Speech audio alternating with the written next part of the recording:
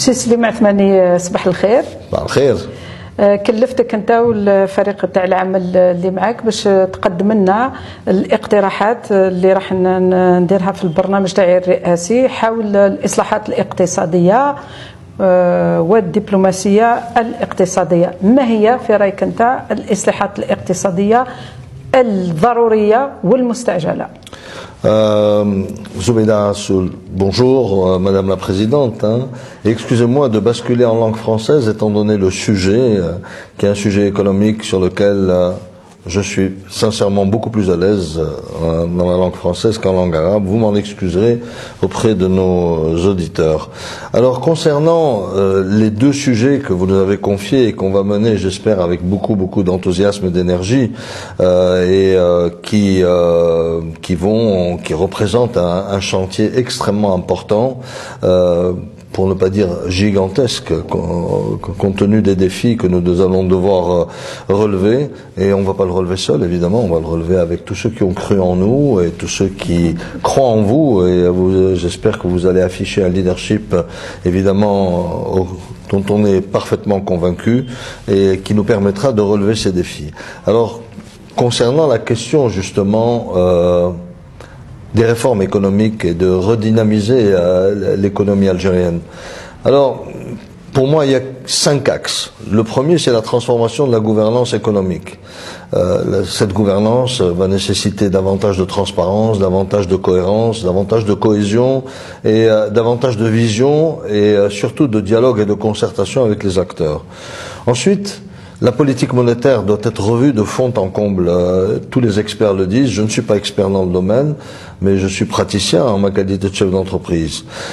Les infrastructures, on le sait bien au quotidien, nous vivons tous cette complexité des infrastructures en tant qu'opérateur économique, mais aussi en tant que citoyen. On souffre d'une infrastructure qui n'est pas du tout en phase avec les ambitions du pays. La logistique, idem, nous voyons très bien que tous les opérateurs économiques se plaignent systématiquement des coûts logistiques, que ce soit de l'importation des matières premières ou que ce soit même du déplacement des produits à l'intérieur du territoire national, du nord vers le sud, d'est vers l'ouest.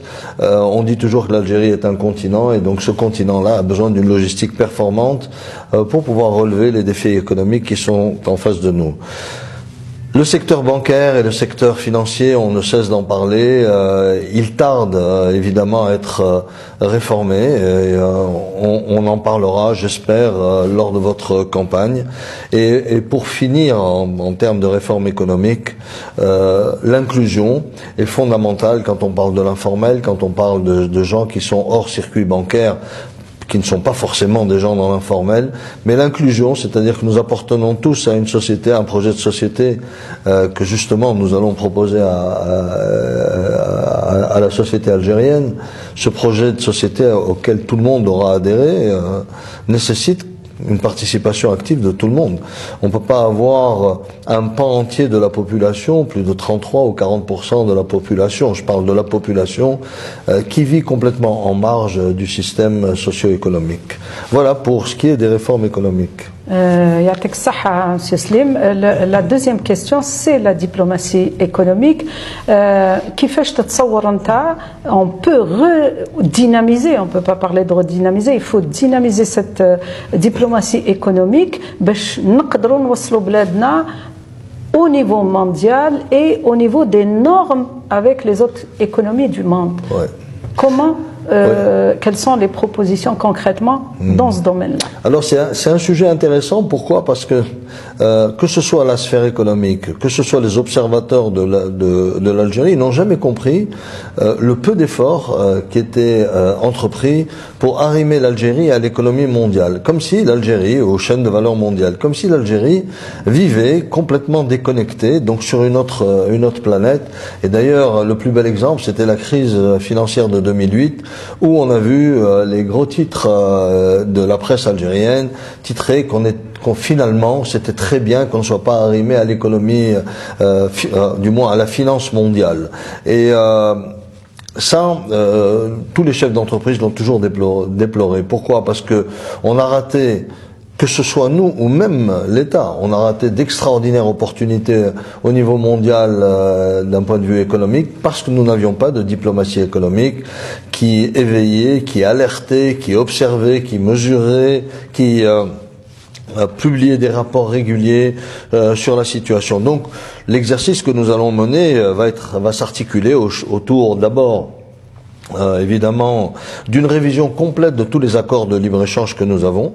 On a vraiment besoin de les regarder de fond en comble et d'explorer les possibilités que nous avons pour l'Algérie, pour que ce soit un accord équilibré. On ne va pas dire 100% en notre faveur ni en leur faveur, mais vraiment équilibré. C'est toujours très difficile à faire, mais c'est un très bon exercice pour comprendre justement sur quels axes et sur quels points il faut appuyer. On a besoin d'accompagner différemment, parce qu'il y a des programmes qui sont en œuvre, on a besoin d'accompagner différemment les entreprises algériennes à l'international. Les entreprises algériennes ont besoin, à un moment donné, de s'externaliser hors frontières. Pourquoi? Parce que certaines ont pris une dimension qui leur permet d'explorer d'autres marchés. Aujourd'hui, la réglementation est hyper contraignante et voire même elle est absolument absurde dans sa forme. Donc elle doit être revue, certes, mais il va falloir prendre très au sérieux ce sujet de l'exportation algérienne et il ne faut pas que ce soit des décisions intempestives, des décisions populistes. Voilà, on a construit un bout de route pour vous emmener en Mauritanie, etc. C'est pas ça l'export. L'export c'est beaucoup plus sérieux.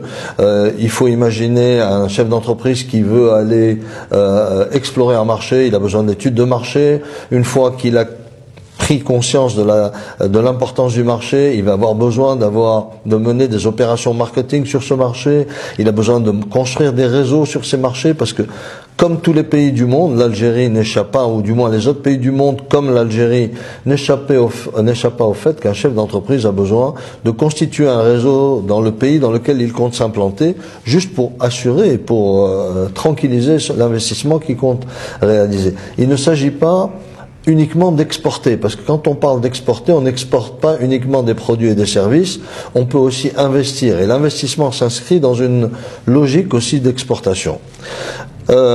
On a besoin évidemment de rassurer les IDE, les investissements étrangers qui vont venir s'implanter en Algérie. Actuellement, il y a réellement un climat de non-confiance, même si on entend claironner à droite à gauche le fait que la destination Algérie est une destination d'opportunité, et j'aime bien le dire à certains de mes amis, je leur dis, on partage tous exactement la même opinion, mais si le pays regorgeait autant d'opportunités qu'on le dit, nous ne sommes pas des imbéciles, nous aurions pu les saisir nous-mêmes.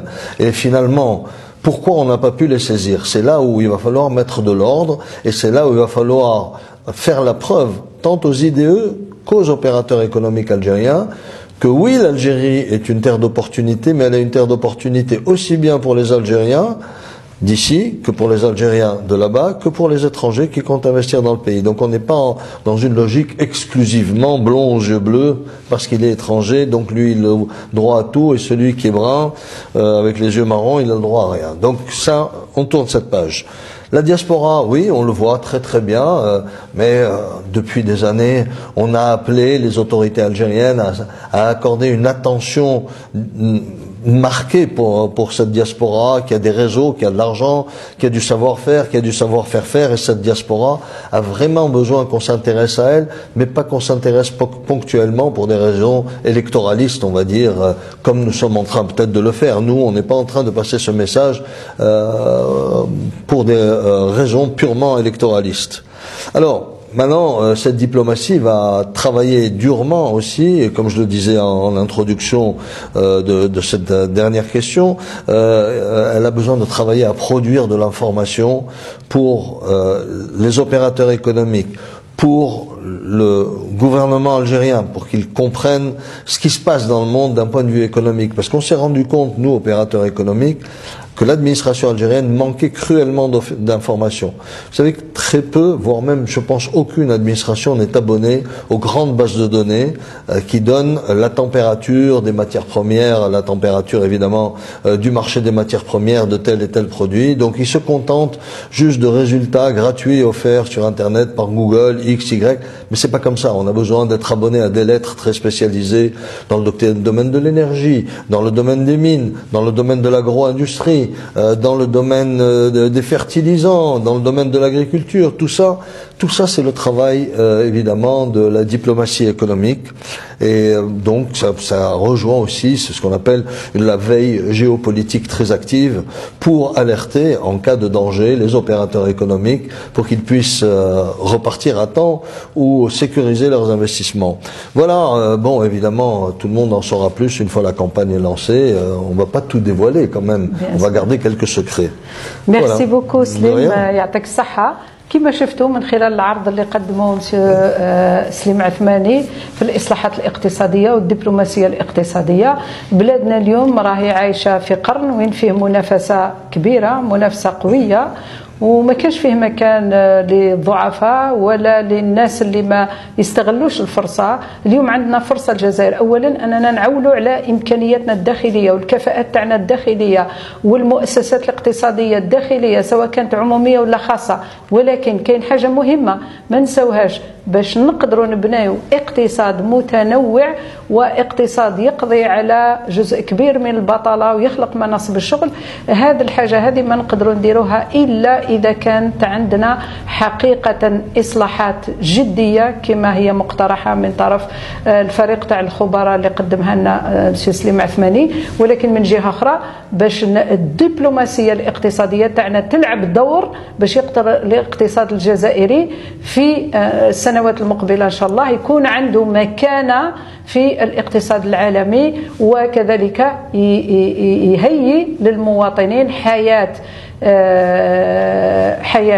سعيدة، حياة رفاهية، وحياة تستجيب لكل تطلعات المجتمع. شكرا، إلى اللقاء.